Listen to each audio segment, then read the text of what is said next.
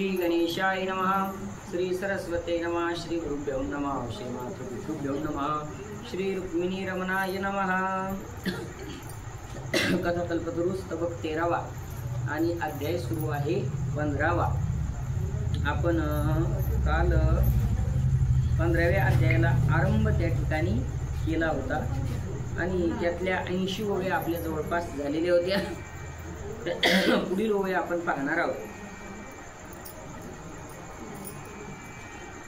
आत्मसमाधान योगी तैसे, योगी परमपदी जाऊनी वैसे, हा योग अभ्यास विशेषे, असे गीतोक्त भीष्म पर्वे। तर ते सांगतात अशा प्रकारे या भीष्म पर्वामध्ये योगाचा अभ्यास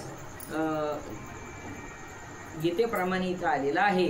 नाभिकंठ मस्तकी जाण, वक्षस्थळ दर्शन स्पर्शन, घ्राणी नियोजनी मन, योगी मोक्षा पावतो।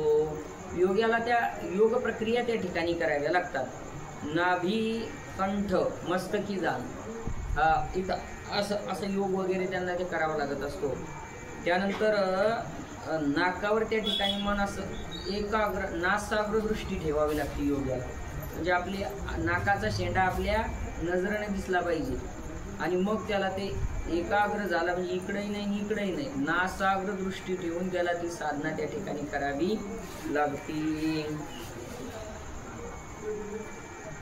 कणमात्र करी भक्षण, घृतादी रसवर जोन, तथा आता बळ साधन ऐके पांडवा। अन्न किती कणमात्र अन्न त्याला भक्षण त्या ठिकाणी करावं लागतं।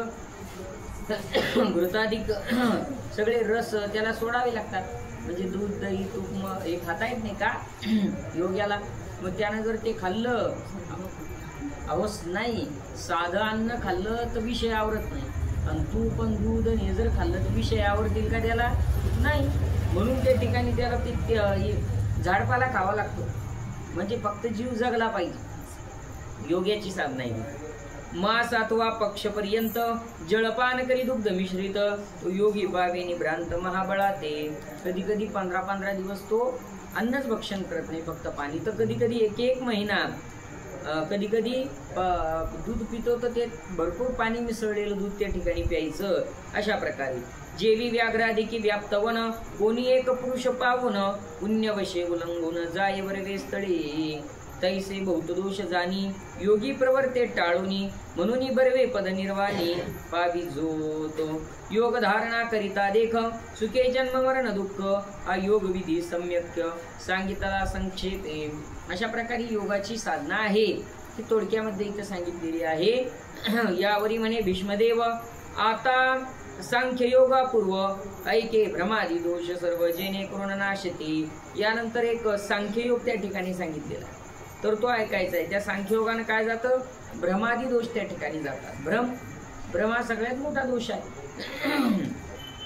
आपल्याला सुद्धा स्वस्वरूपाचा भ्रम झालेला आहे, आणि एकदा भ्रम झाला की भ्रमामुळे त्या ठिकाणी काय होतं, असलेली वस्तू त्या ठिकाणी आहे त्या स्वरूपाने दिसत नाही, त्याला भ्रम म्हणतात। उदाहरणार्थ तुम्ही ऐकलेली गोष्ट कथा असेल, सायंकाळच्या वेळेला शेतामधून येत असताना, सायंकाळची वेळ आहे, दिवसही नाही रात्रही नाही, प्रकाशही नाही आणि अंधार नाही, आणि अशा वेळेमध्ये शेतातून येत असताना गावाच्या जवळपास त्या ठिकाणी आला आणि मग जुनी खराब झालेली दोरीचा तुकडा तिथं पडलेला होता। पण जो शेतातून आला त्याला अर्धवट प्रकाशामध्ये त्या दोरीवर काय भासला, सर्प भासला। साप साप साप साप साप साप म्हणता म्हणता तो लगेच असा तिथं होता, तर इकडं लांब 4 हात मागच कुदला आणि दुसऱ्या वाटाने घरी पळत गेला। आणि पोराने सांगितलं, अरे बाबा शेतातून येत होतो, पण असा भला मोठा साप लांब लचक असा बरा असा पडलेला मी तो साप पाहला। पोरं म्हणू लागले, चला आपल्याला रोजची वाट आहे वावरात यायची, आणि तो जर तसाच राहिला तर चांगलं नाही। ते 2-3 मुलं त्याची शेजारी पाजारी मोठ्या मोठ्या काठ्या घेतल्या आणि निघाले। एक जण म्हणू लागला, असं करा बॅटरी घ्या बॅटरी, कारण आता साप जर कुठं गेला तोपर्यंत शोधावं लागेल। कोणतरी बॅटरी वगैरे घेतली आणि त्या ठिकाणी ते आलेले आहेत। आता बॅटरी लावायच्या आतच त्या ठिकाणी 1-2 जण आले, तर ते म्हणत, बाबा कुठे साप, आणि तो काय तेव्हा लांबून दाखवला, ते पाय म्हणे साप। त्यातलं एक पोरगा म्हणतो, बाबा तो साप नाही, म्हणजे काय नाही नाही, ती जमीन उरलेली म्हणे, जमिनीला बेग पडली, तो साप थोडी जमिनीला बेग पडली. बाबा म्हणाले अरे जमिनीला बेग नाही, मी जवळ जाऊन पाहिलं म्हणे, 4 हात लांब कुदलो म्हणे, तू जाय म्हणे जवळ. मग तेव्हा दुसरा मुलगा म्हणाला थांबा म्हणे, कोणी जमीन म्हणू नका न साप म्हणू नका, बॅटरीक लावतो पाहतो. मग त्या मुलांना लांबूनच बॅटरीक त्या ठिकाणी चमकवली. तर मग काय झालं, हा दोरी दिसली. म्हणजे सर्पाची काय झाली, हा सर्पाची दोरी झाली का दोरीच होती, सर्पाची दोरी झाली का दोरीच होती, दोरीच होती. पण भासली काय, साप म्हणून त्या ठिकाणी. रज्जुवरी भासे मिथ्या सर्प. ज्ञानोबा काय नाथ महाराज काय म्हणतात हरिपाठात, रज्जू म्हणजे दोरी, त्या रज्जुवरी भासे मिथ्या सर्प. मिथ्या म्हणजे खोटा, खोटा सर्प का भासला, तर भ्रमामुळे त्या ठिकाणी भासला. तसं आपलं स्वस्वरूप मूळ स्वस्वरूप परमात्मा आहे, पण आपल्याला भ्रम झाला, भ्रांती झाली, आणि भ्रमभ्रांतीमुळे त्या ठिकाणी काय झालं, तर त्या ठिकाणी आपल्याला आपलं खरं स्वरूप त्या ठिकाणी आपण विसरून गेलो. आणि मग मी महाराज आहे, मी आमका आहे, मी टमका आहे, नाही का, असं ज्याच्या त्याच्या प्रकारे ज्यानं त्यानं त्या ठिकाणी भ्रमामध्ये त्या ठिकाणी धरलेलं आहे. पण जेव्हा त्या ठिकाणी सद्गुरूपी ज्ञानाचा उजेड तिथं पडेल आणि मग समजेल की बाबा तू मरका नाहीयेस, तू नाशिवंत नाहीयेस, तू असा कधी तुझ्या तोंडावर 12 वाजलेले असतात, हे तुझं स्वरूप नाही, तू सच्चिद आनंद स्वरूप आहे. पण ते सद्गुरूकडून त्या ठिकाणी कळत असतं.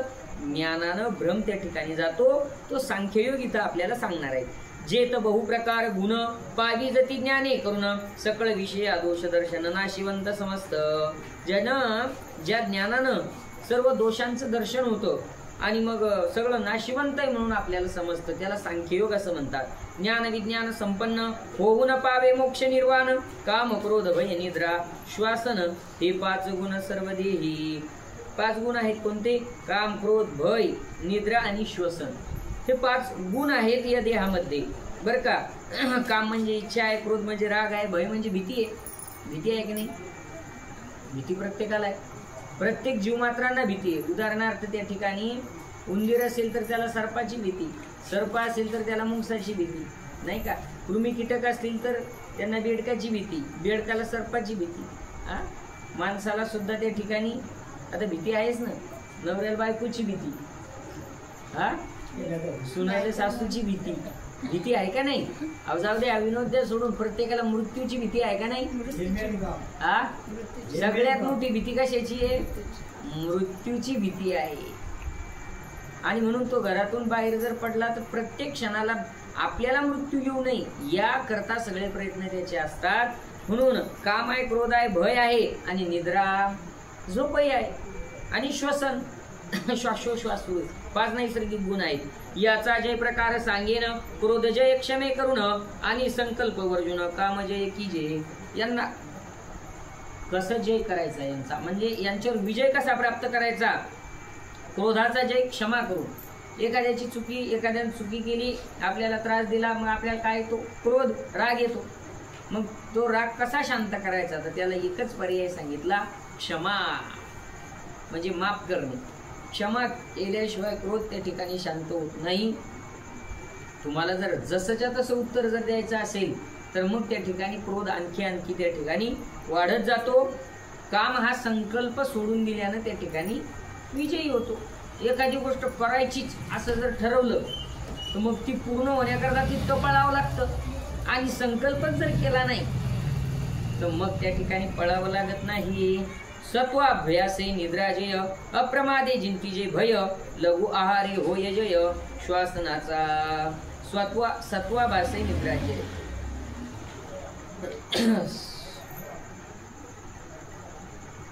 सत्वगुणानं निद्रेचा जय त्या ठिकाणी मिळवता येतो. सात्विक आहार त्या ठिकाणी सेवन केल्यानं, सात्विक चिंतन केल्यानं त्या ठिकाणी निद्रेवर जय त्या ठिकाणी मिळवल्या जातो. आणि अप्रमादे जिंतीजे भय म्हणजे त्या ठिकाणी अप्रमाद म्हणजे चूक न करणे. चूक न केल्यामुळे भीती जाते. हे बा, भीती कोणाला वाटते, पोलिसाचा भीती कोणाला, चोराला, चोरी करणाऱ्याला.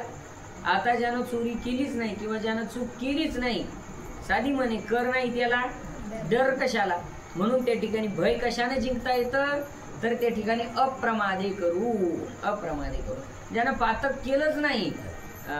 वैकुंठवासी जोग महाराज गंगा स्नानाकरता त्या ठिकाणी गेले आणि गंगा स्नानावर गेल्यानंतर तिथं ब्राह्मण मंडळी वगैरे होती. त्यांनी सांगितलं महाराज संकल्प सोडा. इथं आल्यानंतर हातावर पाणी घ्या सांगितलं. ते श्लोक संस्कृतमध्ये श्लोक म्हणावा लागला त्यांना.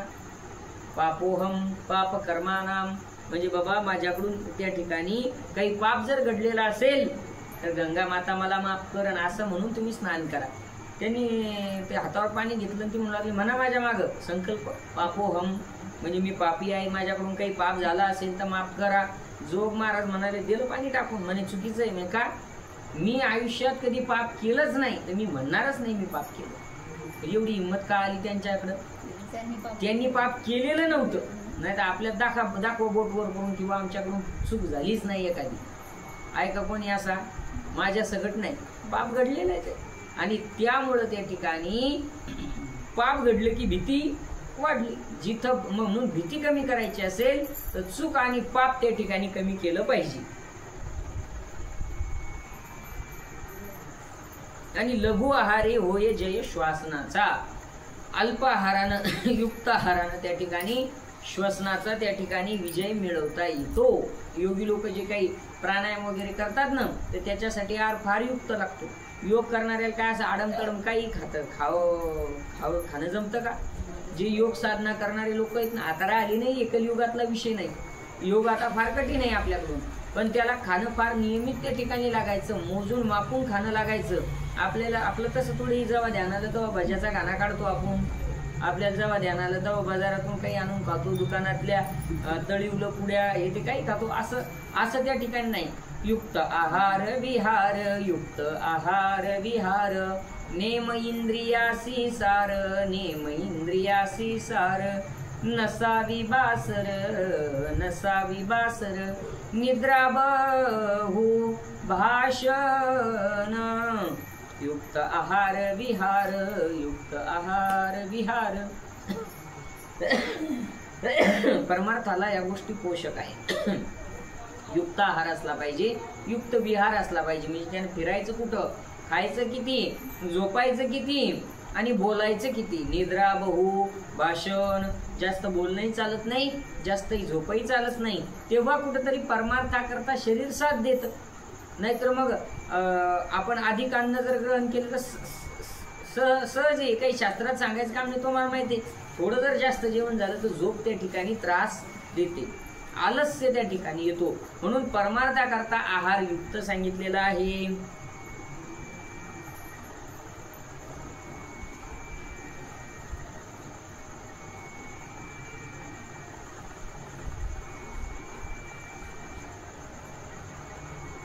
दुःख रूप महानीर, माझी चिंता रूप हृद थोर. व्याधी मृत्यादी हे परिकर, मगर मत्स्यादी. या दुःखरूपी महासागरामध्ये त्या ठिकाणी चिंतारूपी एक त्या ठिकाणी पुन्हा काय आहे तर खाडी आहे. आणि त्यातल्या त्या व्याधी मृत्यू असे काही काही मगर त्या ठिकाणी आहेत. ते कधी गिळंकृत करतील सांगता येत नाही. महाभय रूप समुद्र, तमोगुण रूप मीन क्षुद्र. रजो रूप कच्छप थोर, स्नेह कंकादी. सत्य रूप महातीर्थ, हे सांख्य ज्ञान सत्य. योग रूप नावेने त्वरित, तरुणी परपद पाविजे. तिथपर्यंत जाण्याकरता योग रूपी नावेनच त्या ठिकाणी पार व्हावं लागेल. इतिहासी आणि पुराणी, अर्थशास्त्र की प्रमाणी. ते जे ज्ञान ते सर्व जाणी सांख्यगत. इतिहासात पुराणामध्ये आलेलं सगळं ज्ञान ते सांख्य शास्त्र म्हणून, सांख्य योग म्हणून त्याला संबोधलेलं आहे. क्षम सौख्य सूक्ष्म तपजान, ते सांख्य योगोक्त प्रमाण. सर्व सांख्य योग नारायण जाणत असे. हे मी तत्व सांगितले, ऐसे भीष्मदेवे बोलिले. तो युधिष्ठिरे प्रश्निले, ऐके जन्मेजया. वैशंपायन म्हणतात जन्मेजया. आणखी युधिष्ठिराने एक प्रश्न विचारलेला आहे का, की जयापासून कही पुनरावृत्ती होत नाही, ते अव्यक्त अक्षर काही, ते अक्षरही सांगे. जिथून पुन्हा पुनरावृत्ती नाही. पुनरावृत्ती म्हणजे पुन्हा त्या ठिकाणी येणं जाणं नाही. असा अक्षर त्या ठिकाणी काय आहे आणि अक्षर काय आहे याची संकल्पना आम्हाला सांगा. आपलं पुन्हा पुन्हा जाणं येणं सुरू आहे ना, आपलं थांब नाही, थांबलेलंच नाही. पुनरपि जननम पुनरपि मरणम पुनरपि जननी जठरे शयनम.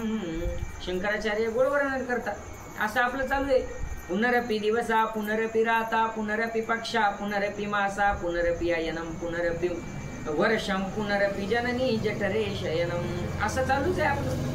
दिवसा मागून रात जाते, रात मागून पुन्हा दिवस निघतो, हप्ता होतो, 15 दिवस होतात, पोथीचे 11 दिवस संपून गेले पाहता पाहता. तरी अजून काही जे रेग्युलर दरवर्षी येणारे त्यांनी अजून तोंड दाखवलं नाही का. काही काही आले पण नेहमीची मंडळी कमी दिसायला लागली आहे का नाही बरं. मला तरी असं वाटतं नेहमीची मंडळी कमी आहे. हा, भीष्माचार्यानं एक कुठं साठवून ठेवलं प्रत्येक प्रश्नाला उत्तरे धर्मराज.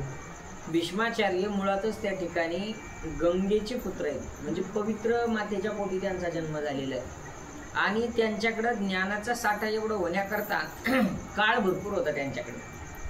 म्हणजे हे जे पांडव होते ना ते त्यांचे पंतू होते. त्यांना इच्छामरण होतं. 3री-4थी पिढी त्याच्या डोळ्यापुढे होती. पण तेवढ्या काळापासून त्यांनी सगळं ज्ञान ग्रहण केलेलं होतं. इच्छामरणी होते ते. या म्हणजे इच्छामरण म्हणजे काय, जेव्हा त्यांना वाटेल की नाही बस आता मी कंटाळलो आता सोडायचं, तेव्हा त्यांना मृत्यू येत होता. अशा प्रकारचा इतिहास भीष्माचार्याचा आहे. आणि म्हणून ज्ञान त्यांच्याजवळ एवढं साठवलेलं होतं. आणि म्हणून धर्मराजानं विचारला प्रश्न की त्याला उत्तर. आता काय सांगतात ऐका. मग भीष्म इतिहास बोले म्हणे एकदा जनके वहिले वशिष्ठास यायसेच कुशिले की क्षराक्षर कोण. जनकानं वशिष्ठाला विचारलेला प्रश्न त्याचं उत्तर आणि आपल्या ग्रंथाचं उत्तर एकच आहे. तव म्हणे वशिष्ठ ब्राह्मण ब्रह्मयाचे दिवशी जाण सांख्यशास्त्र मते हिरण्यगर्भ बोलीजे तो विकारा ते पावला अव्यक्त रूपे पहिला परिणामता झाला तो विद्या सर्ग. तर ते सांगतात सांख्यशास्त्राच्या मते हिरण्यगर्भ त्याला म्हटलेला आहे. हिरण्यगर्भ म्हणजे सोने. अक्षर त्याला का म्हणतात, त्याला सोन्याची उपमा दिलेली आहे. का बरं. सोना असा धातू आहे की ज्याचा नाश होत नाही. नाश होत नाही असा नाही, पण इतर धातूच्या प्रमाणात त्याचा नाश कमी होतो. त्याची किंमत का जास्त आहे बरं. त्याचं हेच कारण आहे, ज्याचा नाश लवकर होतो त्याची किंमत कमी असते. लोखंडाचा नाश सगळ्यात लवकर. मातीचा आणि पाण्याचा संपर्क आला की त्याची माती होती लोखंडाची. म्हणून मग सोनं काय ग्राम भेटतं, आपलं लोखंड काय ग्राम भेटतं. क्विंटल ना. घर बांधायचं असलं तर तुम्ही इंजिनियरला विचारता का किती ग्रॅम लोखंड आणा, किती क्विंटल. मला सांगायचं काय की लोखंडाची किंमत नाही का, त्याचा नाश लवकर आहे. पण मग त्याच्यापेक्षा जरसा टिकाऊ एक धातू आहे, त्या धातूचं नाव आहे पितळ. काय पितळ. त्याच्यापेक्षा टिकाऊ आहे सोन्यापेक्षा, लोखंडापेक्षा. मग त्याची किंमत किलो होते. त्याच्यानंतर तांब आहे. तांब सुद्धा टिकाऊ आहे, त्याची किंमत किलो होते. आणि मग त्याच्यानंतर चांदी आहे. तर काही वेळेस चांदीची किंमत किलोतच आहे. ग्राम मध्ये, किलो मध्ये, तोळ्यामध्ये. तोळ्यामध्ये चांदी तोळ्यामध्ये त्या ठिकाणी मोजल्या जाते. पण सोन्याची किंमत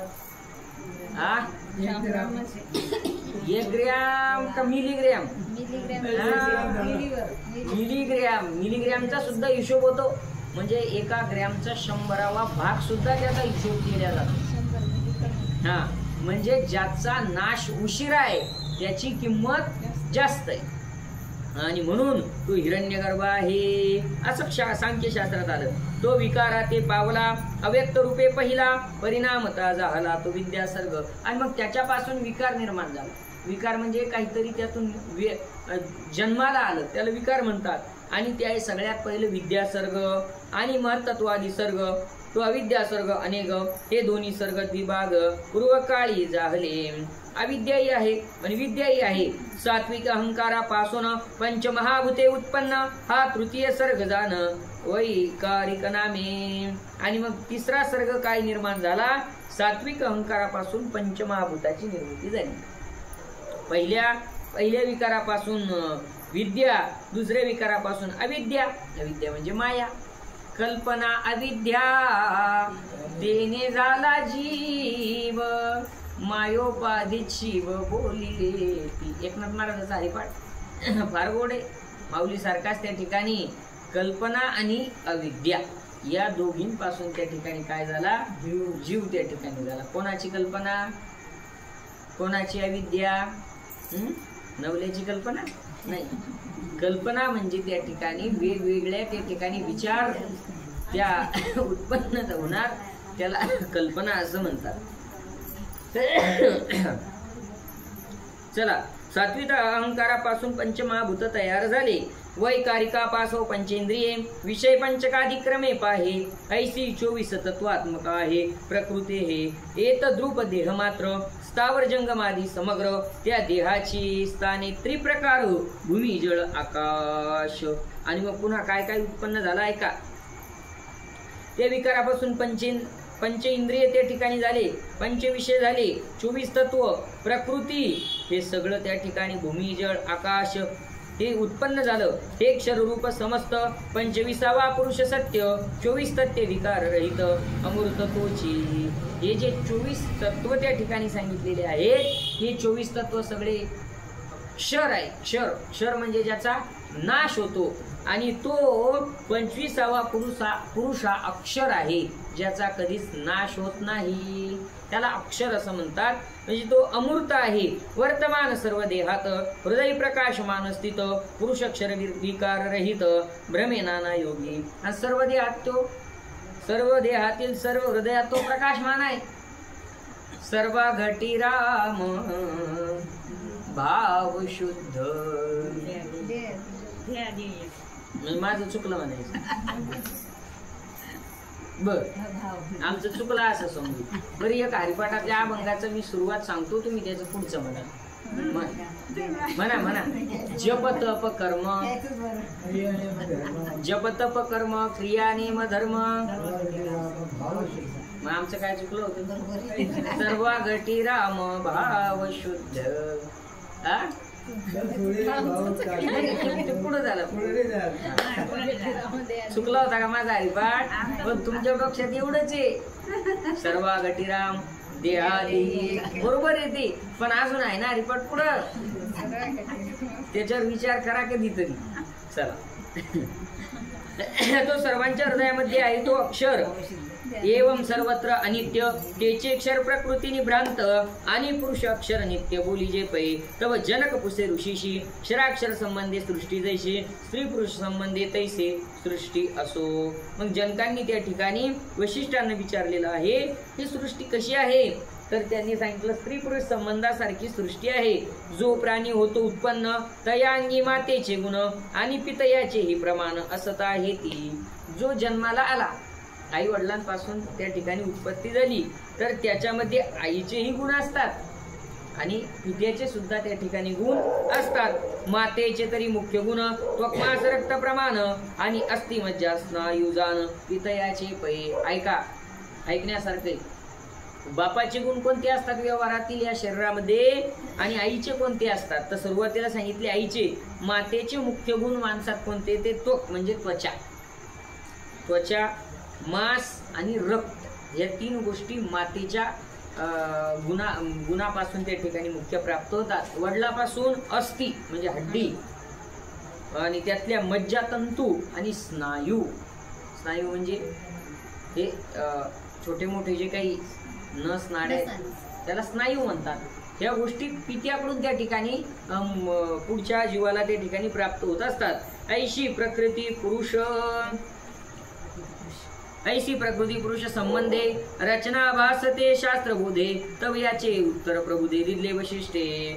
मग त्यांनी सांगितलं असंच हे जसं स्त्री पुरुषाचा मूळ जो बाळ जन्माला येतो त्यातलं, तसं या सृष्टीचा स्त्री पुरुष आहे ना. या सृष्टीमध्ये अध्यात्मामध्ये पुरुष कोणाला म्हटलेला आहे?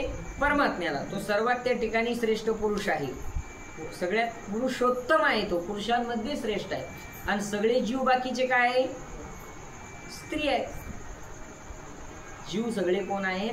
स्त्री भावातले आहेत. सगळे जीव स्त्री भावातले आहेत. मग त्यात माणूस आला बाई आली म्हणजे स्त्री आणि पुरुष हा भेद नाही. त्या दृष्टिकोनातून जर पाहिलं ना, इकडे किती मिशीवर जाऊ मारू द्या, पण त्याच्या दृष्टीने जर पाहिलं तर सगळे जीव हे कोण आहेत? स्त्रीरूप आहे, स्त्रीरूप. आणि या सगळ्यांचा तो एक पुरुष आहे, परमपुरुष त्याला म्हटलेला आहे. प्रत्येक जीव त्या ठिकाणी ज्ञानोबाऱ्यांनी विरहिण्या कशासाठी लिहिल्या?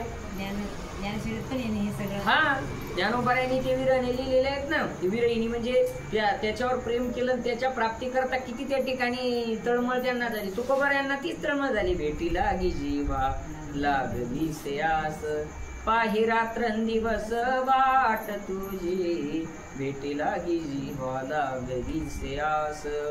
ज्ञानोबाऱ्यांचे विरहिणी आहेत की त्याच्या प्राप्ती करता त्या ठिकाणी, म्हणून तो परमपुरुष आहे. या भूतलावरचा पुरुष जरी असला तरी तो स्त्री भावात्मकच आहे.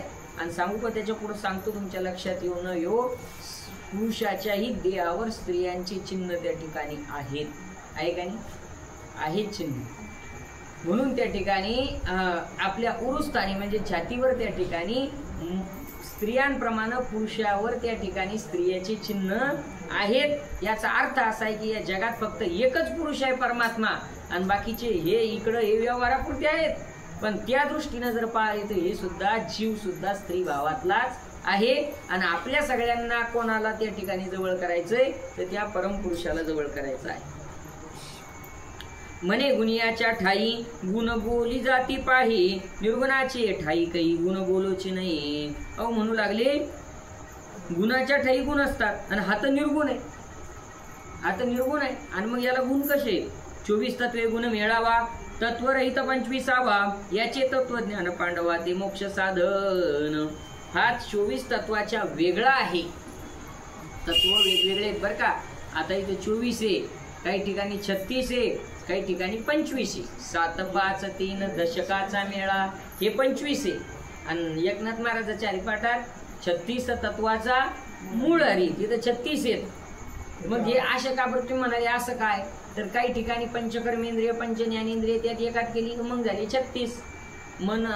त्यानंतर त्या ठिकाणी प्रकृती पुरुष हे 12 ऍड केली की ते 24 आणि 12 झाले 36 आहे. सगळं तेच, फक्त प्रत्येक संतांना आपापल्या दृष्टिकोनातून पाहिलं, पण सगळ्यांचं मत हेच आलं की हे सगळे तत्व नाश पावणारे आहेत आणि एकच तत्वज्ञ असणारा परमात्मा तोच त्या ठिकाणी त्याचा कधी नाश होत नाही. आता हा अर्थ समग्र सांगितला नव्हे शीघ्र, म्हणून येके सविस्तर सांख्य योग. योगात ध्यान प्रधान ते ध्यान द्विविध जाण, सगुण आणि निर्गुण प्राणायामाविन नव्हे. आता ध्यान करायचंय. योगामध्ये ध्यान सगळ्यात श्रेष्ठ आहे.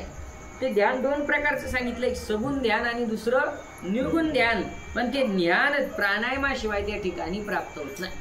प्राणायाम करावा लागतो, अगोदर अनुलोम विलोम करावा लागतो. पण त्यानं काय होतो? त्यानं श्वासावर विजय मिळवला जातो. प्राणायाम विजय मिळवला जातो.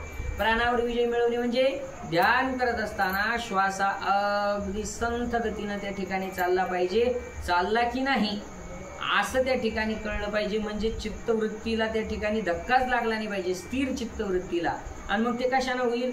ते होईल प्राणायामानं, सरावानं त्या ठिकाणी होतं ना. असं कोणी ध्यान करायला बसलं तर त्याच्या डोळ्यापुढं देव येतो का?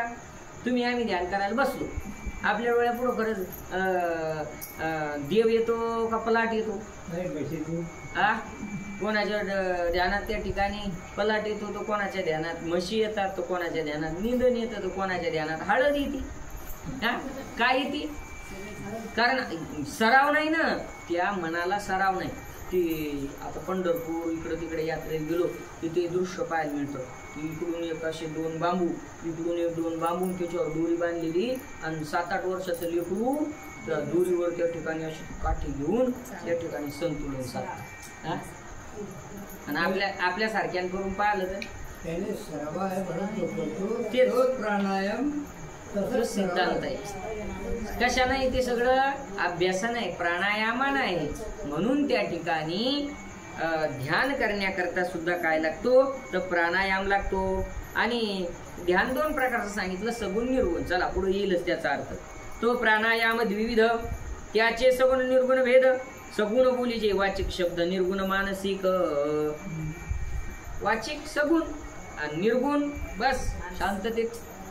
फक्त त्याचा अनुसंधान, फक्त त्याचं चिंतन, त्याला निर्गुण असं म्हणतात. जे तेने प्राणायामे करून करावे नाडीचे शोधन, मग आत्मनिष्ठ जाण करावे चित्त. नाडी शोधन करायचं आणि मग चित्ताला आत्मनिष्ठ करायचं, म्हणजे आत्मस्वरूपावर त्या ठिकाणी त्याची निष्ठा ढळू द्यायची नाही, दृढ करायचं. इंद्रिय ग्राम वशकीजे पाषाण प्राय होईजे, स्थानूच्या परिवर्तीजे कंपरहित. पाषाण प्राय होईजे, इंद्रियाच्या ठिकाणी कसं व्हा, दगडासारखं व्हा. म्हणजे इंद्रियानं त्या ठिकाणी काही मागितलं की त्याला दगडासारखं कठोर करून सांगा की नाही, आता नाही. आतापर्यंत तू भरपूर त्या ठिकाणी विषयाचं सेवन केलं, पण आता मिळणार नाही का, कारण मला माझ्या स्वस्वरूपाचं ज्ञान करून घ्यायचं, मला या जन्म मृत्यूच्या दुःखातून मुक्त व्हायचंय, त्याच्यामुळं आता नाही. ते का गंभीरपणे समुद्रवत स्वल्पाहार संग्रहित, जाऊन निर्जन वनात आत्मनिष्ठ होईजे. गंभीरपणा धारण करायचा समुद्रासारखा. समुद्र कसा आहे, धीरगंभीर आहे. कसा धीरगंभीर म्हणजे कसा, जर त्या ठिकाणी कितीही नदीचं पाणी आलं तर त्याला पूर येत नाही, आणि कितीही दुष्काळ पडला तर आटत नाही. याला म्हणतात गंभीर. धीर आणि गंभीर आहे, धैर्य आहे त्याच्याकडं. म्हणजे याच्यावर अर्थ असा आहे की प्रपंचातल्या काही कमी जास्त गोष्टी झाल्या तर त्याच्या हृदयावर त्या ठिकाणी आघात होत नाही, त्याला म्हणावं धीर गंभीर. स्वल्पाहार, आहार कमी असला पाहिजे, संग्रहित त्या ठिकाणी तो असला पाहिजे. आणि निर्जन वनामध्ये जाऊन योग साधना जर करायची असेल तर एकांतामध्ये त्या ठिकाणी जाऊन साधना करावी लागते. हा, निर्जन, जिथं जन नाही ती निर्जन. तुका म्हणे आता ऐका वचन, तेजोनिया जन भक्ती करा. तुकाराम महाराज भंडाऱ्यावर जात होते, सगळ्या गावाच्या दृष्टीने ते येडे होते. जे गावात राहतात ते लोक शायने म्हणतात, शास्त्रात तसं नाही, शास्त्र विरुद्ध आहे सगळं. आता जो एक गाव सोडून एकांतात जाऊन ध्यान धारणा करू लागले लोक म्हणतील त्याच्या डोक्यावर परिणाम झाला. असं जगाच्या दृष्टिकोन वेगळा आणि आपला दृष्टिकोन वेगळा, आणि पारमार्थिक दृष्टिकोन वेगळा. जे कानी शब्द न ऐके, रूप डोळा न देखे, गंध न जाणे नासिके, करोनी तो ऐसे लौकिक सर्व हे काष्टप्राय नेणे काही. तेव्हा पावला जाणावाचे योगी प्रकृती ते, तेव्हा तो योगी या प्रकृतीला सगळ्या जिंकू शकतो. ऐसा कल्पना वासना रहित आत्मनिष्ठ दृढ चित्त योगी जाण निभ्रांत जनकराया. आणि मग तो त्या ठिकाणी योगी होऊ शकतो. हे फक्त युधिष्ठिरासाठी आहे, हा योग तुमच्या आमच्यासाठी शक्य नाही. आपल्यासाठी साधी भोळी भक्ती नामस्मरण हे सगळ्यात सोपं. पण आता युधिष्ठिर त्या काळात होता म्हणून सांगणं चाललं. जनक राजानं त्या ठिकाणी जनक राजाला वशिष्ठाने सांगितलं, आणि भीष्माचार्य धर्मराजाला सांगत आहे कलियुगामध्ये या मार्गाने जाण्याचं काम नाही. आपण काहीच करू शकत नाही. सांख्य ज्ञान पूर्वोक्त प्रकृती विक्रयम तत्व सत्वरजतम अहंकार सत्य तेथून भूत विषय इंद्रिये मने सहित तत्वे 24 ईश्वर 25 जीवेश हा सांख्ययोग विशेष ज्ञाने समता पावे. असाही सांख्ययोग आहे. मनासहित त्या ठिकाणी 24 तत्व सांगितलेले आहेत. 25वा हा जीवात्मा आहे, ज्ञानानं त्याची प्राप्ती होते. आता उत्पत्ती आणि प्रलय या ते सर्ग म्हणे जताय सर्ग प्रलया निर्मुक्त होय ते विद्या बोलीजे. सर्ग कशाला म्हणतात? उत्पत्ती आणि प्रलय, निर्मिती आणि नाश. आणि या सर्ग प्रलयाला यातूनही तो त्या ठिकाणी जो निर्मुक्त होतो त्याला विद्या. ते 25चे तत्व जाण आता सृष्टी प्रलय कारण त्या व्यक्त जाण निर्वाण पावे गुण विकाराते. जे 25वे तत्व आहे या 24 तत्वाचं ते कारण आहे. शास्त्रामध्ये कारण म्हणजे कार्य ज्याच्याकडून होतं ते. जसं या देहाचं कारण काय सांगा बरं? नाही, कारण म्हणजे हे कोणापासून निर्माण झाले? तर आई वडील या देहाचं काय कारण आहे, आणि हा देह काय आहे? कार्य. ही वेदांतिक भाषा आहे. याच्यात काही शब्द व्यवहारातले जसे अर्थ असतात तसे इथं नसतात. गोपाल कृष्ण भगवान की जय. तर त्या ठिकाणी तसं या 25 चालले काय अडचण येत त्या 25 जे काही तत्व आहेत या 25 तत्वांना त्या ठिकाणी चालवणारा, या सगळ्यांचं जे काही कारण आहे 24 तत्वाचं, तो 25वा जीवात्मा त्या ठिकाणी आहे. तोच उत्पत्ती आणि प्रलय त्या ठिकाणी साधत असतो. या गुणाची उत्पत्ती परस्पर विभाग स्थिती ते गुण विकार समूह मिळती ते क्षेत्र बोलीजे. आणि मग या गुणापासून विकारापासून हे देह त्या ठिकाणी बनला, त्याला क्षेत्र म्हणतात. क्षेत्रज्ञ 25वा तोची अक्षर रूप जाणावा, उत्पत्ती तैसाच जाणावा, प्रळयो राया.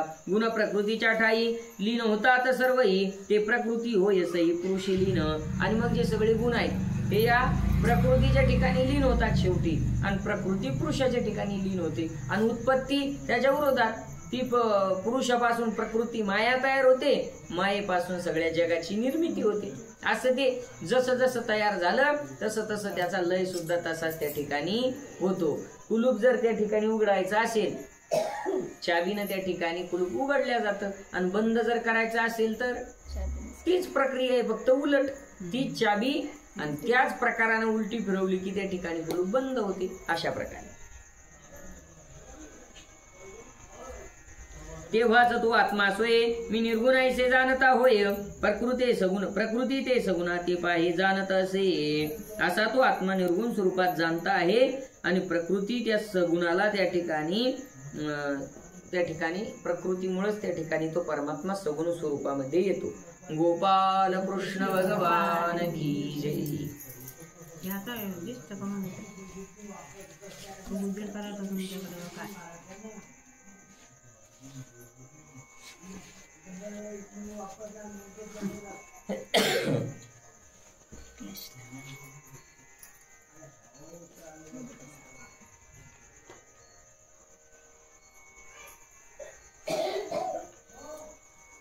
तेव्हा प्रकृतीज गुणजाळ निदोनी सांडी एक वेळ आसक्त नव्हे निखळ देखे क्षेत्रज्ञ तत्वा ते. तेव्हा पूर्वीला अज्ञान दशा तेच पश्चाताप करी भरवसा म्हणे मच्छ पडे जाळी जैसा तैसा पडिलो होतो.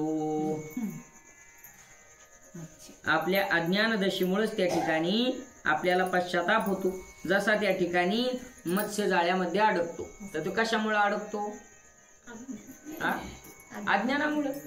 अहो भ्रमात अज्ञानात तो त्या ठिकाणी विषय सेवनामध्ये इतका रत होऊन जातो की त्याला वाटतं त्याला जे आमिष टाकलेलं असतं ते खायचंय, त्या आमिषापोटी त्या ठिकाणी तो गळामध्ये गुंतल्या जातो. ही जेव्हा जीवाची ती स्थिती आहे.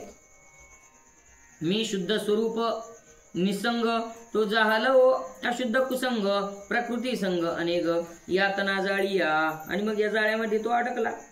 अहो निसंग होता, शुद्ध होता, पण संग झाला आणि अशुद्ध सुद्धा त्या ठिकाणी झाला प्रकृतीच्या संगानं. ऐसे ज्ञान होय सार या अक्षराक्षर विचार सांगितला समग्र संकलोनी. भीष्म म्हणे धर्म रायासी हे वशिष्ठे जनकासी सांगितले परियेसी मोक्ष धर्मी. येणे आत्मनिष्ठ होय तो न पवे संसार निरय हे हिरण्यगर्भ ऋषिराय कथिले वशिष्ठासी. वशिष्ठे नारदा सांगितले नारदे मज निरोपिले जय ब्रह्मज्ञान भले क्षराक्षर भेदे.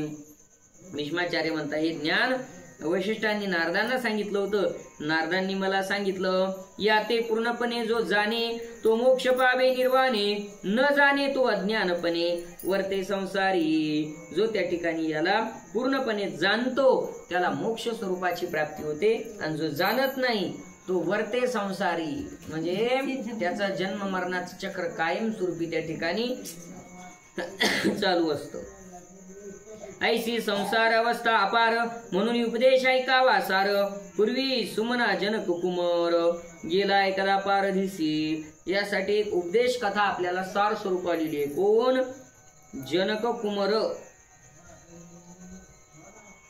सुमना त्याचं नाव सांगितलेलं आहे, आणि तो गेला पारधिसी म्हणजे शिकारीला त्या ठिकाणी तो गेला. तव भृगुवंशीचा ऋषी एक देखिला वनवासी.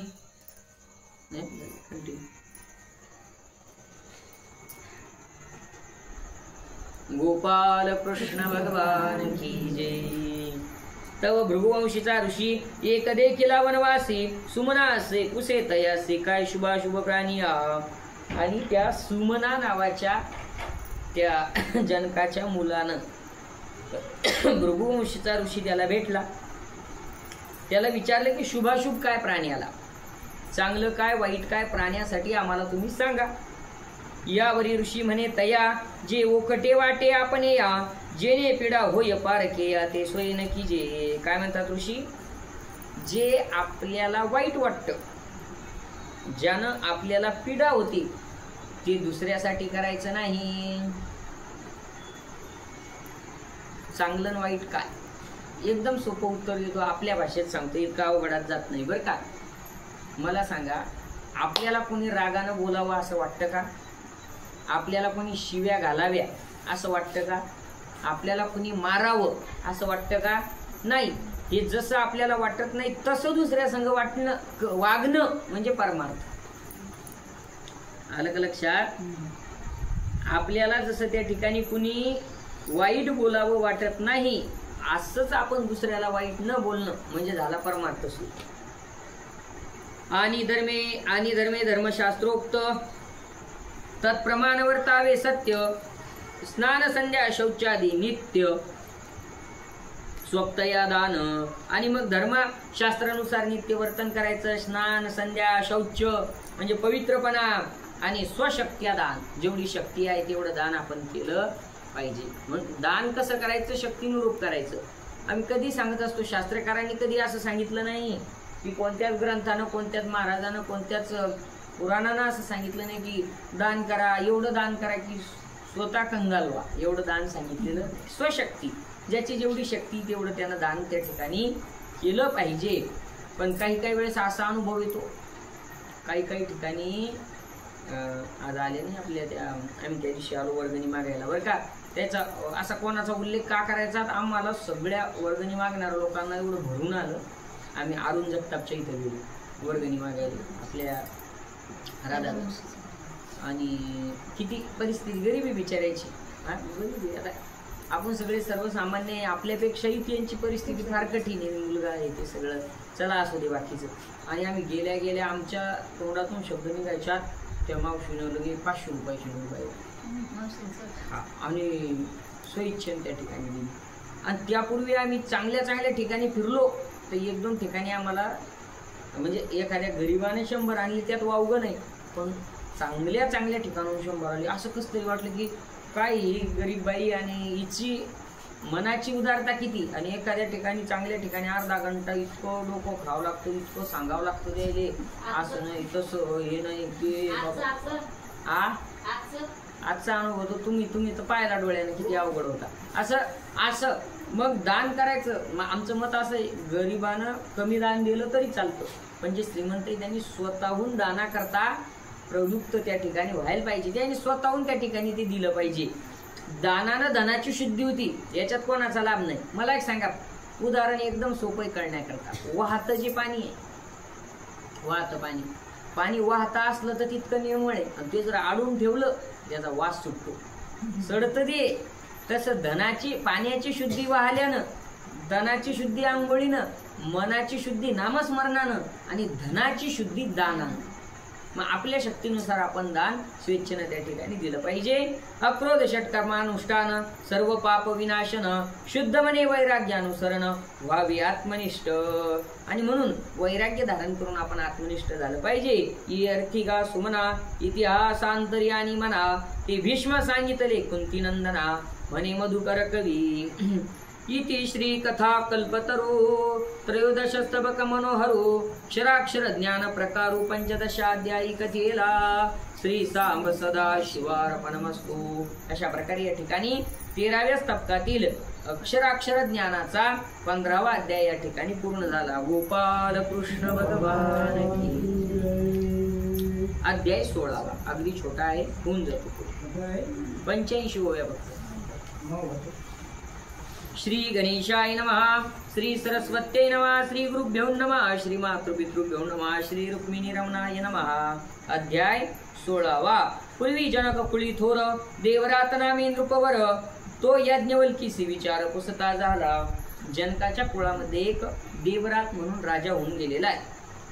त्यांनी याज्ञवल्क्याला विचारलं होतं, म्हणे पर अपर काय तव बोलिला मुनिराय, तो ऐके मोक्षोपाय. राजा शिरोमणी, पर आणि अपर काय. बघा, हे सगळे शास्त्रातले शब्द आहेत. आणि प्रत्येकाचा अर्थ आपण घेऊन राहिलो. क्षराक्षर पाहिला आता. क्षर म्हणजे ज्याचा नाश होतो ते क्षर, आणि अक्षर म्हणजे ज्याचा नाश नाही ते. म्हणून आपण जे लिहितो त्याला काय म्हणतात? सौबकी आणि एक लिखी. 100 वेळेस तुम्ही सांगितलं त्याला किंमत नाही. एकदा जर एखादी गोष्ट लिहून दिली तर ते काय होतं, हा लिहून घेईल मी त्याच्याकडून, लिहून घेईल म्हणजे त्याला तितकी किंमत येते. म्हणजे त्याला नाश आहे का, म्हणून त्याला अक्षर म्हणतात. अक्षराचा नाश नाही, आणि अक्षर त्याला म्हणतात ज्याचा नाश आहे. चला, तसं आता पर आणि अपर काय याचा आपल्याला त्या ठिकाणी विचार पाहायचा आहे. थोडासा हा जो स्कंद आहे ना, हा पूर्ण ज्ञानाचा स्कंद आहे. नवीन जी मंडळी आली असेल त्यांना वाटून हे असं काय, अगोदरच्या स्कंदात झाल्या सगळ्या कथा, पण इथं सगळं काय आहे, सगळं आध्यात्मिक ज्ञानच त्या ठिकाणी आलेलं आहे. महत्त्व, अहंकार, अव्यक्तम, पंचतन्मात्राचे सूक्ष्मत्व, हे अष्टविकारात्मक सत्य, बोली जे प्रकृती. तर प्रकृतीपासून सुरुवात केली. पुरुष आणि प्रकृती म्हणजे परमात्मा आणि माया. मायेलाच प्रकृती असं म्हणतात. कशापासून प्रकृती म्हणजे काय, तर अहंकारापासून पंचतत्व, पंचतन्मात्रा, सूक्ष्मतत्व, 8 प्रकारचे विकार, हे प्रकृतीचा गुण आहे. 10 इंद्रिये, 5 विषय, मनयुक्त 16 विकार पाहे, ऐशी 24 विकारात्मा, हे प्रकृती सृष्टी रूपा. चला, ती प्रकृती ते जे 24 गुण वगैरे त्या ठिकाणी सांगितले, 24 तत्व, ते कोणते? 10 इंद्रिय म्हणजे 5 कर्मी इंद्रिय, 5 ज्ञानेंद्रिय. ते कोणते? काल सांगितले ना. 5 कर्मी इंद्रिय सांगितले, 5 ज्ञानेंद्रिय सांगितले. काल का परवा झालं ना, हा परवा दिवशी झाले. ज्ञानेंद्रिय, रूपाचं ज्ञान डोळ्यानं होतं. डोळा हा ज्ञानेंद्रिय, कान ज्ञानेंद्रिय, त्वचा ज्ञानेंद्रिय, रसना ज्ञानेंद्रिय, आणि काय राहिलं? नाक, हे त्या ठिकाणी ज्ञानेंद्रिय. असे 5 ज्ञानेंद्रिय, 5 कर्म करणारे 5 कर्मेंद्रिय आहेत, झाले 10. 5 विषय किती झाले? 15. मन 16. ऐशी 24 विकारात्मा, हे प्रकृती सृष्टी हे 8 विकार वर सांगितले, ते 8 विकार असे 24 आहेत. येचा संहार क्रम ऐसा, समाप्त होता ब्रह्म दिवसा, रात्री आरंभी पेरी पुरुषा, अव्यक्त अहंकारी. अशा प्रकारे हा या सगळ्याचा नाश कधी होतो, तर ब्रह्मदेवाचा दिवस त्या ठिकाणी झाला की नाश होतो. आणि मग रात्रीच्या आरंभी पुन्हा त्या ठिकाणी अहंकारापासून पुन्हा सगळी निर्मिती. हे द्वादशात्मक कळार्क, होनी जाळी सकळीक, सर्व रसाते सम्यक शोषी जाण. ज्यावेळेस प्रळय होतो त्यावेळेस सूर्य 12 कलांनी तापतो. किती? आता सध्या त्याची एकच कला आहे. या कला सूर्याच्या 12 कला असतात, चंद्राच्या 16 कला असतात. म्हणजे प्रतिपदा ते पौर्णिमा 15 आणि अमावस्या 16वी. या चंद्राच्या 16 कळा आहेत आणि सूर्याच्या कळा 12 आहेत. पण या कळा सुद्धा त्याच्यापर्यंत पोहोचू शकत नाही. पोहोचू शकतात का? 12-16 जणी हरिसी नेनती, म्हणून फिरती रात्रंदिवस. एकनाथ महाराजांचा हरिपाठ. 12-16 जणी हरिशी नेनती, इतक्या फिरतात रात्रंदिवस, तरी सुद्धा त्यांना मेळ लागत नाही त्या काळात. चला, सृष्टीचा नाश व्हायचा असला की सगळा सूर्य 12 कळांनी तापतो, सगळे रस शोषून टाकतो. मग संवर्तदा जलधर मूळधारी वर्षती निर होय कारण समग्र ती काळी. आणि मग प्रळय काळीचे मेघ, संवर्तक मेघ त्यांना म्हणतात.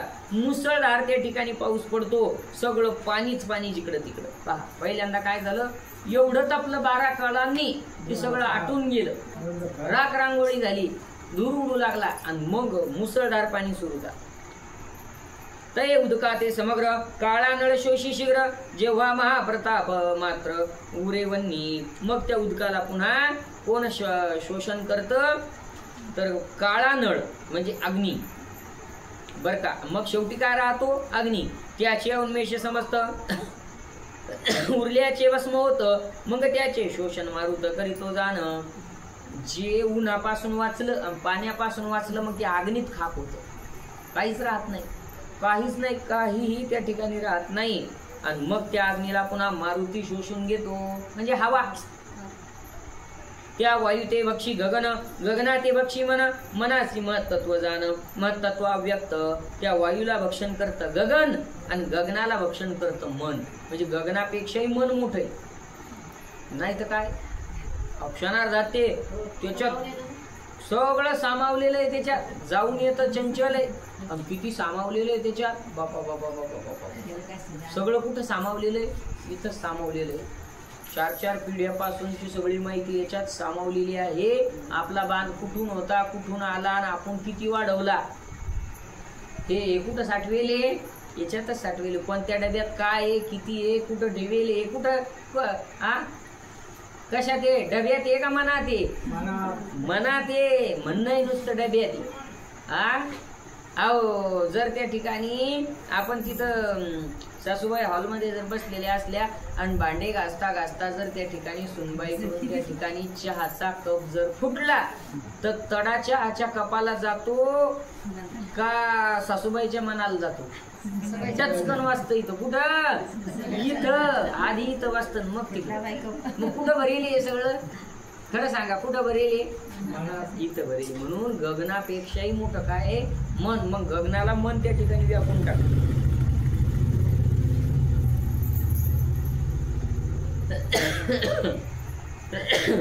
लय अभ्यास लागतोय सगळं सांगायला.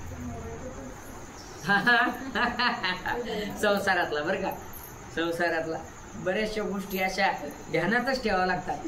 म्हणजे मग झोपा जातात जरशा. घ्यावं लागतं. हा म्हणजे मग जरशी झोप जाते.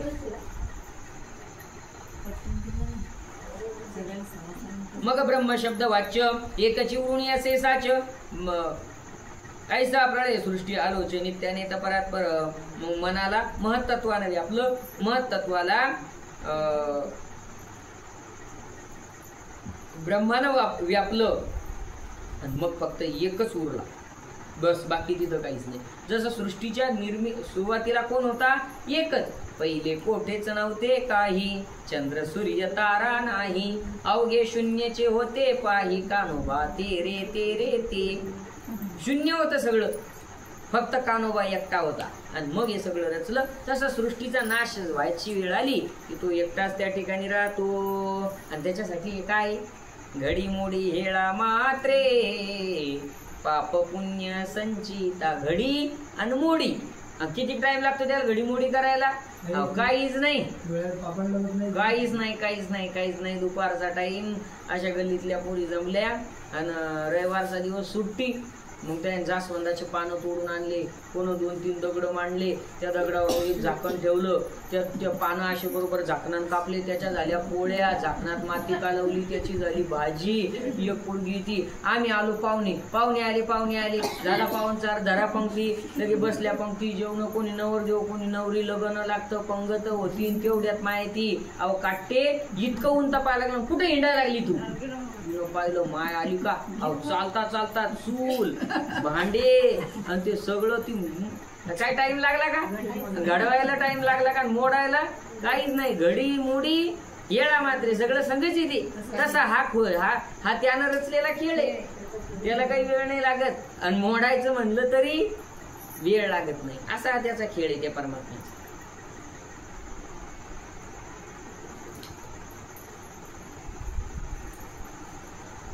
आता अध्यात्मादी विचार राया ऐके समग्र आणि अधिभूत प्रकार अधिदैवादी बुध अध्यात्म सत्य आनंद अधिभूत तेत मित्र जाणी जे अधिभूत प्रजापती हस्त अध्यात्म सत्य कर्तव्य व्यापार अधिभूत आणि इंद्र अधिदैवत वाचास्थानी.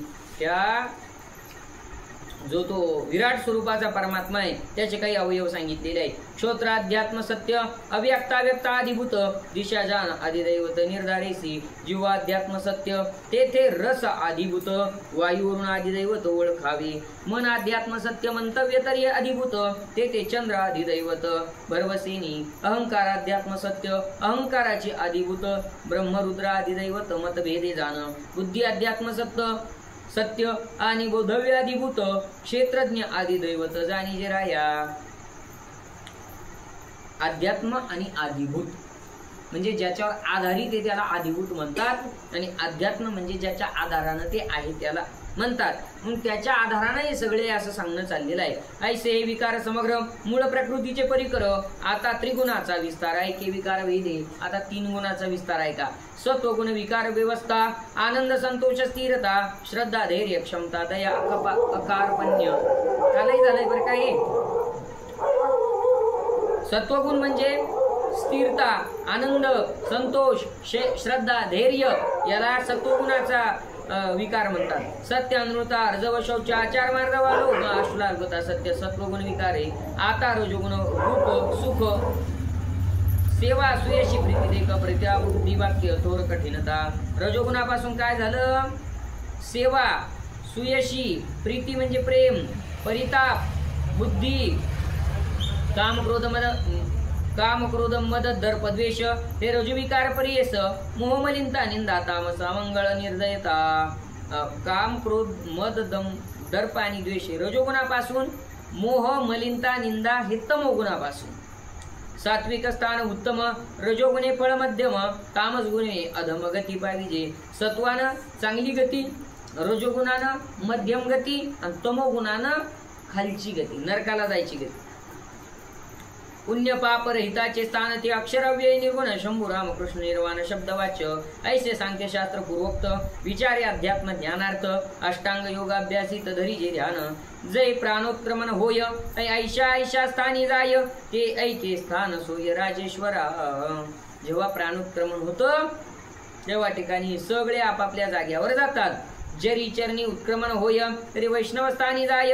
जंगा स्थानी उत्क्रमण होय तै वसुलोक प्राप्ती. त्या परमात्म्याच्या चरणाजवळ त्या ठिकाणी जरी चरणी उत्क्रमण होय तरी वैष्णव स्थानी जाय.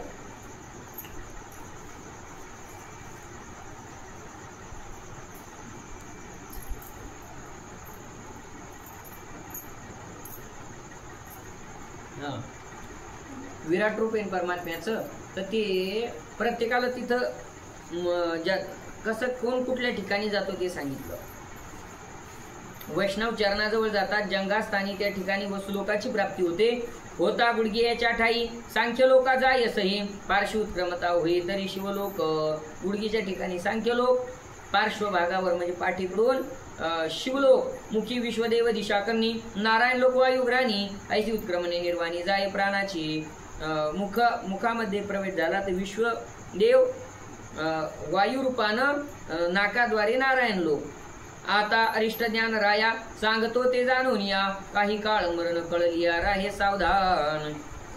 अरिष्ट संकट त्या ठिकाणी संकट काळातलं ज्ञान सांगितलेलं आहे. मरण जवळ आल्यानंतर त्या ठिकाणी काय असतं कसं असतं या संबंधित काही गोष्टी आहेत. तर सावधान राहा. जो ऋषी मध्ये अरुंधती ध्रुव नक्षत्र गगन प्रांती न देखे पूर्ण निशापती तो वाचे 1 वर्ष. अवघड आहे पण थोडा अवघड म्हणजे कळण्याला जरा अवघड आहे. जो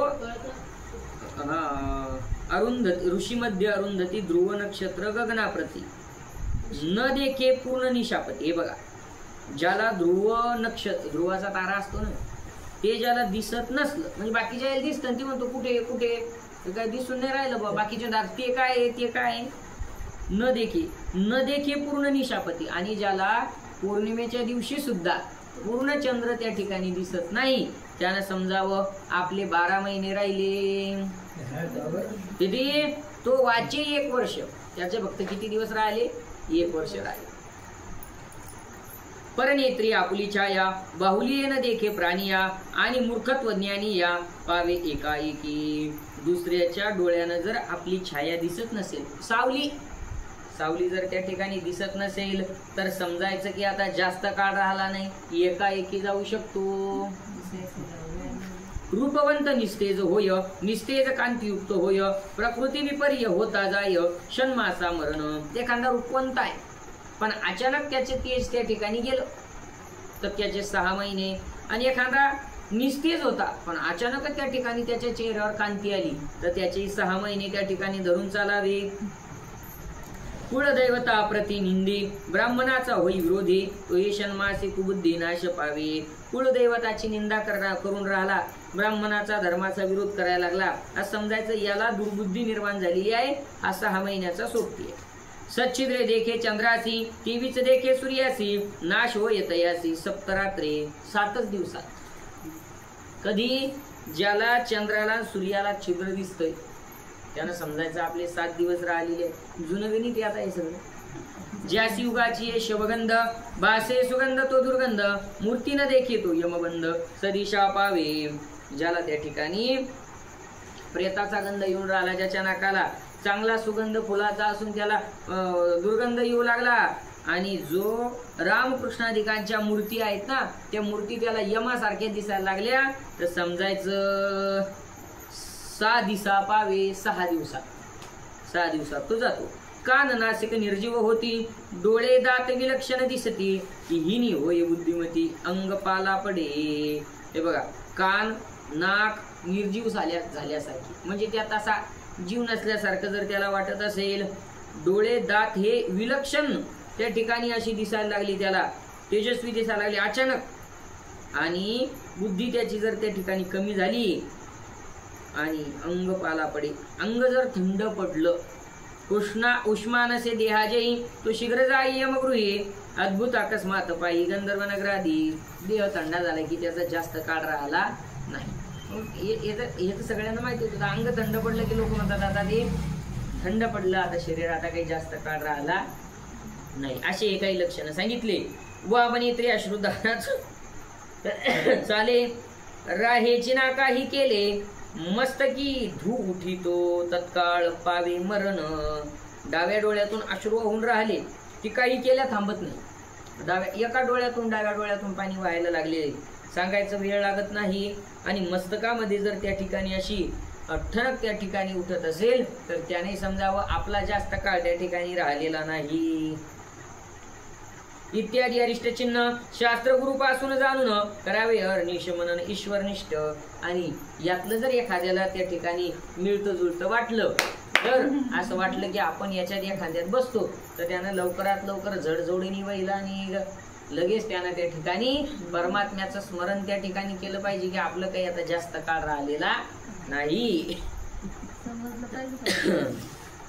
समजलं पाहिजे.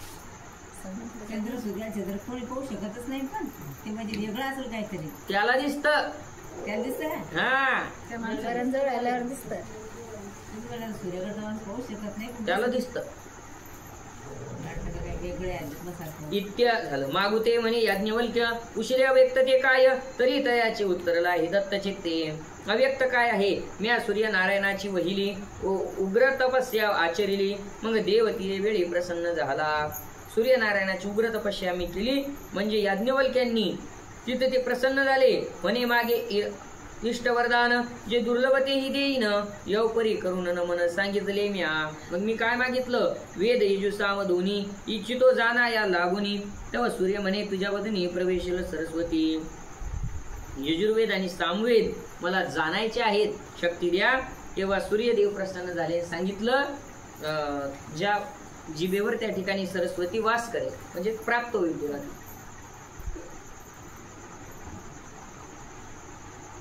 तरी आता मुखपसरी म्या मुखपसरे तदुपरी वाग्रूप शारदा वक्त्री प्रवेशली माझी. सूर्यदेवाला सांगितलं मुख पसर.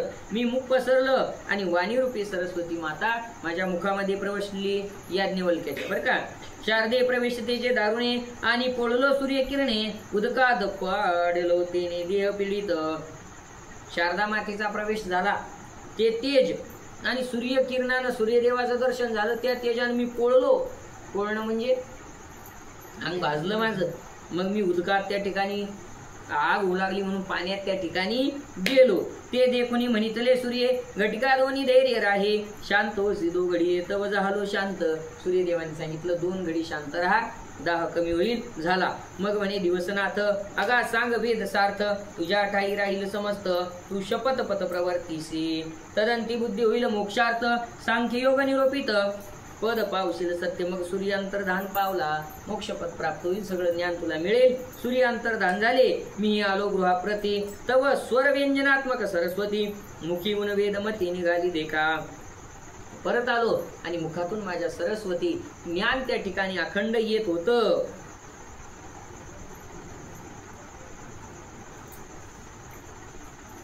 तै सांग रहस्य शतपथा शिष्याकतिले समजता, ते शिष्य कृतकृत्यता होऊन गेले. ते रहस्य मी शिष्यांना ते ज्ञान सांगितलं, तेही कृतकृत्य होऊन गेले.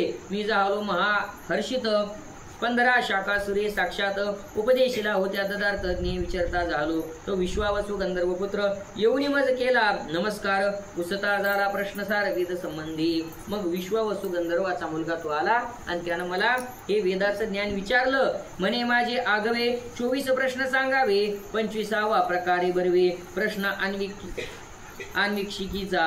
म्हणजे 24 प्रश्न आहेत. म्हणजे या 24 प्रश्नाचं उत्तर द्यावं. आणि 25वा प्रकार त्या ठिकाणी कसा आहे, विज्ञान जाणण्याची विद्या, त्याला अन्वीक्षिका म्हणतात, ती मला सांगा. विश्व ख्याती अख्याती जाण, पुरुष प्रकृती मित्र वरून न्याय ज्ञान ज्ञेय आणि अज्ञ, तपा अतपा, सूर्य आणि सूर्याद विद्या भेद अवेद्य, प्रकृती पुरुषे भेद प्रसिद्ध, चळा अचळा. हे 24 प्रश्न आहे.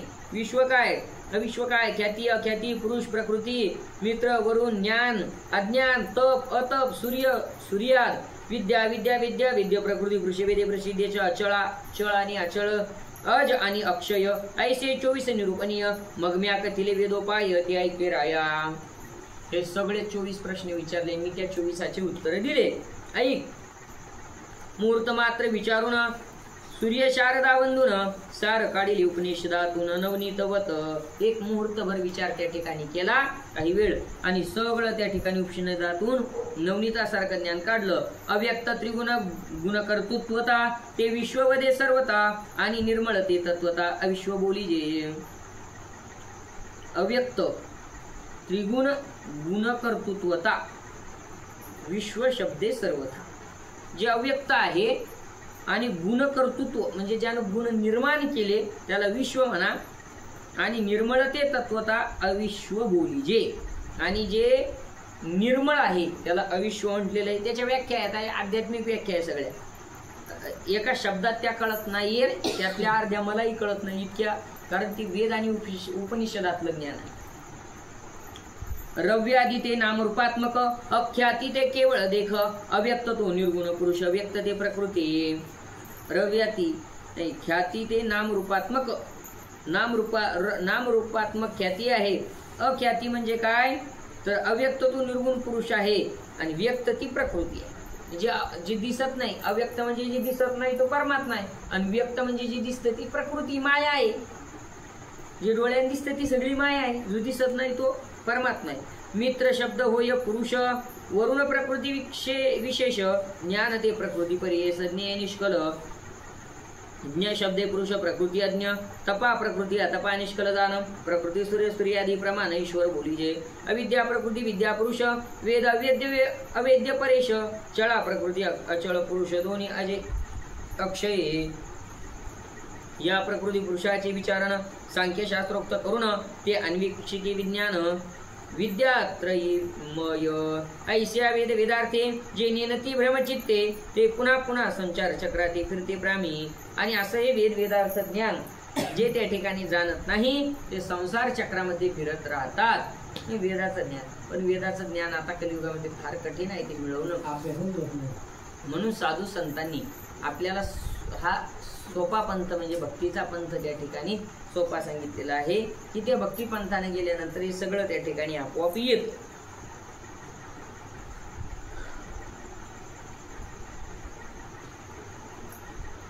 यास्तवराया ये दोन्ही प्रकृती पुरुषे देखा विज्ञानी, तेने जन्म मरणापासून सुटीचे सत्य. यावरी विश्वावसू म्हणत म्या 25वे तत्व सत्य, ऐकले बहुमुखोक्त ते ऋषी सांगतो.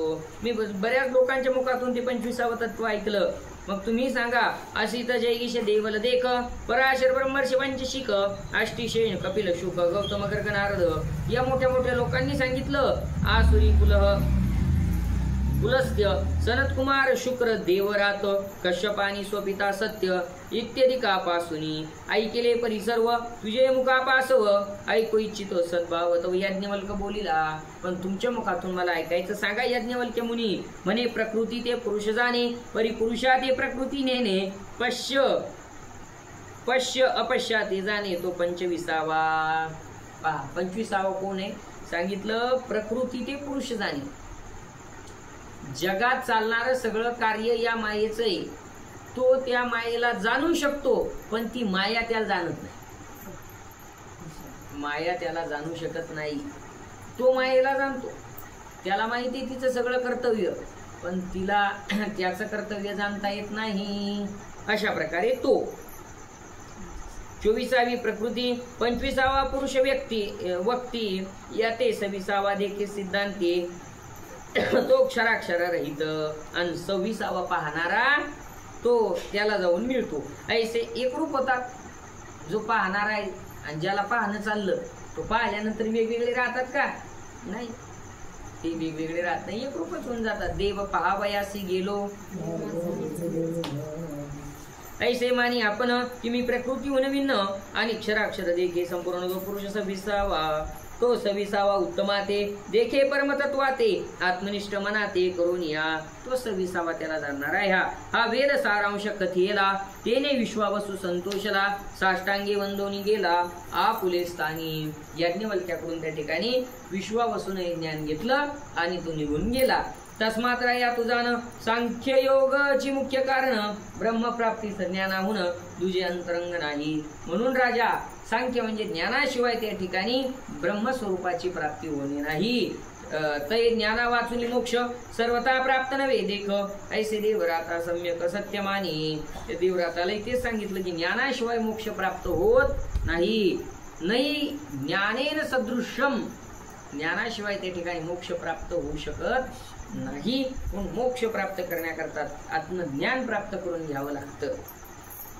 तो म्हणाला मग आम्ही नामस्मरण करतो आम्हाला कशाचं ते ज्ञान. हरकत नाही. नामसाधना करा त्यानं अंतकरणाची चित्तशुद्धी होईल. चित्तशुद्धी झाली की अनायासे सद्गुरू भेटतील आणि सद्गुरू तुम्हाला ज्ञान देतील. डायरेक्ट ज्ञानापर्यंत पोहोचता येत नाही ना. मग तुम्ही काय करायचं अगोदरची शिवी करायची. जाणते नेणते 2 लोक असतात. जाणता ज्ञानापर्यंत डायरेक्ट जाऊ शकतो. म्हणजे नियंता असतो ना तो नाही जात. आता पुढे प्लॉटचे दिवस आले मग घरामध्ये काही लाडू वगैरे करून ठेवले जातात. जे पक्के प्लॉटवाले ना 2-2 अडीच प्लॉट घेणारे त्याच्या काही टेक्निक असतात. ते अर्धा प्लॉट घेणाऱ्याला नाही माहिती आहे टेक्निक. म्हणजे 2-2, 3-3 प्लॉट करतात त्याला माहिती.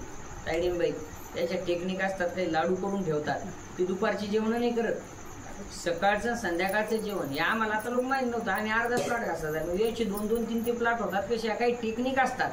रातच्या काय करून ठेवायचं आपण सकाळचं सकाळी करतो काही ते रातच्याच अर्धी कामं करून ठेवतात. अशी ती एक टेक्निक असते. मग त्या घरात लाडू करून ठेवली. म्हणून राहिले महाराज आता हे कुठून कुठं चाललं सांगतो तुमच्या लक्षात येण्याकरता जरा डिटेल सांगतो. लाडू करून ठेवले दुपारचा टाइम त्या ठिकाणी झाला. घरचे प्लॉट करायला जाईल. दुपारून पोरं 5 वाजता शाळेतून घरी आले. पोरं जरी 5 वाजता आले तरी प्लॉटवाले घरी कधी येतात अंधार पडल्यावर. त्याचा टाइम नसतो. अंधार पडल्यावर हाच टाइम असतो. या ते शेतकऱ्याला काही इलाज नाही. ते करावंच लागतं. पर्यायच नाही. शेतकऱ्याची स्थितीच तितकी अवघड आहे. आणि मग त्या ठिकाणी 5 वाजता पोरं आले. एक पोरग त्या ठिकाणी चांगलं 8व्या 9व्या वर्गात आहे आणि एक पोरग 4थ्या 5व्या वर्गात आहे. बस झाला. गॅप 4-5 वर्षाचा. आता जास्त आताच्या काळात जरा गॅप जास्त ठेवतात. असा एक 9व्या वर्गात धरा आणि एक 5व्या वर्गात धरा असं ते पोरं त्या ठिकाणी. मग ते पाठीवर ठेवेल डबा. त्या डब्यात काय लाडू. आता जे 9व्या 10व्या वर्गात पोरग होतं ते पटकन त्या ठिकाणी स्टूलवर उभं राहिलं खुर्चीवर उभं राहिलं आणि डबा काढला आणि डब्यातून एकच लाडू घेतला. हे लय खट्याळा असतात. आता यानं लाडू घेतला आणि लाईन खालीच होतं. त्याला द्यावं का नाही यानं द्यालाच नाही. म्हणजे भाऊ लेकरायचा ते विषय. यानं एक घेतला आणि एक खाऊन टाकला आणि पुन्हा ठेवून दिला. आणि त्यामुळे तुला नाही लाडू. आणि मुकाट्यानं खायचं ना पुन्हा तेल टाकून दिलं तुला नाही लाडू. मग त्यानं जे भोंग्या ठोकला की माय बाप येऊ तर हे गेलं पळून खेळायला. हे बसलं रडत. संध्याकाळ झाली. ते आपलं ते त्याची लाळण शेंबुडी रडू तर कसंच्या कसं हिची तर त्या ठिकाणी झालं. माय आली ते बापाला त्यांचे पाहिलं काय झालं यावं, शाळेत कोण मारलं का, मास्तरनं मारलं का, सांगू द्या, नाही तर मास्तरला जाऊ मारू. नाही मास्तर, आता लोक मास्तरला मारायला जातात बरं, आता पोरायला मारायला चालत नाही. आणि उद्या मास्तरलाच मारायला जाऊ म्हणे, नाही म्हणे मास्तर नाही मार. मग झालं काय, दादानं लाडू खाल्ला आणि मला दिला नाही. अरे म्हणे मग तो पण घ्यायचा. ती म्हणे मला घ्यायचा पण मला घेता येत नव्हता. काहून घेता येत नव्हता, मी खुर्चीवर उभा राहून पाहिलो पण माझा हात पुरला नाही. आणि मग आई बाबा आल्यावर जास्त रडू लागलं. ती विचारल्यावर फुंडू सांगू लागलं.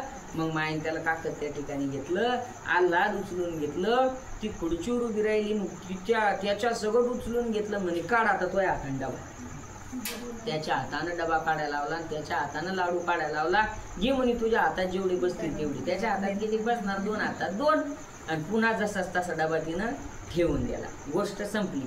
कशा करता होती, जो जाणता होता तो पटकन गेला आणि त्यानं लाडू घेतला, पण जो नेमता होता त्यानं कोणता मार्ग अवलंबला, शरण गेला. तो कोणाला, मायला शरण गेल्यामुळे त्याला माहित होतं आपला हात नाही पुरत, हे लय अवघड आहे. आपण या अवघड ह्याच्यात जायचंच नाही. खुर्ची स्टूल आणि फोल्डन जडण कशाला फक्त रडायचं, हा एकच उपाय आपल्याकडे. तसं आपण अवघड याच्यात जायचं नाही, फक्त भक्ती करायची. तो परमात्मा आपला हात धरून आपल्याला पैलपार नेऊन सोडल्याशिवाय राहणार नाही. हे ज्ञानान जरी देव प्राप्त होत असला पण ज्ञानापर्यंत आपली पोचण्याची बुद्धी नाही. आपण आधी भक्ती करायची, भक्ती आपल्याला ज्ञानापर्यंत नेऊन घालते. जसं त्या आईनं त्याला त्या लाडू पर्यंत नेऊन पोचवलं तसं. आलं लक्षात? एक भेटला 2 भेटतात. हा, त्याला तर एकच भेटला, याला किती भेटतात, जेवढे पाहिजे तेवढे घे. चला, गोपाल कृष्ण भगवान की जय. हे राये ऐकोनी दानमाने संत शोनी, याज्ञवल्क्या स्वभूनी पामकिता झाला नाना मुक्ते प्रबाळमणी. तिथली ब्राह्मणा अपसे भरोनी, गायी कोटी संख्या देवनी पुत्र राज्य दिदले. मग त्या राजानं सगळं त्या ठिकाणी ज्ञान ऐकलं. याज्ञवल्क्याला त्या ठिकाणी त्यांना वाटी लावलं, दान धर्म केला, मुलाला राज्यावर बसवलं आणि निघाला. मग तो देवरात भला मोक्ष धर्मनिष्ठ झाला. हा इतिहास निरूपिला धर्मरायासी. भीष्म म्हणे का पांडवा तो आहे ज्ञानाभ्यास करावा, मग होशील ऋषी वरवा सर्वा वंद्य. अशा प्रकारे युधिष्ठिरा तुही ज्ञान मिळव, तूही त्या ठिकाणी मोक्ष तुला प्राप्त होईल. या जन्म मरणाच्या फेऱ्यातून दुःखातून तूही मुक्त होशील. हा याज्ञवल्क्योक्त ज्ञान प्रकाश मनी धरावा सविशेष. भीष्मे दिला उपदेश मोक्षधर्मी, वंशपायीन म्हणती राया ऐसे भीष्मे कथिलिया. मग पुसता झाला तया धर्मराय. आता पुन्हा काय म्हणतात धर्मराजा, एक प्रश्न ती विचारणार आहे, पण तो कधी, उद्या. ते पुढे अपूर्व कथा श्रवण मात्रे नासी दुरिता, सावधान ऐकावी श्रोता म्हणे मधुकर कवी. इति श्री कथा कल्पतरू त्रयोदश स्तवक मनोहरू, देवरात याज्ञवल्क्य संवाद प्रकारू. षोडशोध्यायी कथेला श्रीमज्जगदीश्वरार्पणमस्तु. या ठिकाणी 13व्या स्तवकातील 16वा अध्याय याच ठिकाणी पूर्ण झाला. पुंडलीक वरदा हरी विठ्ठल, श्री ज्ञानदेव तुकाराम, गोपाल कृष्ण भगवान की जय. नमः पार्वती पतये हर हर महादेव. आजचा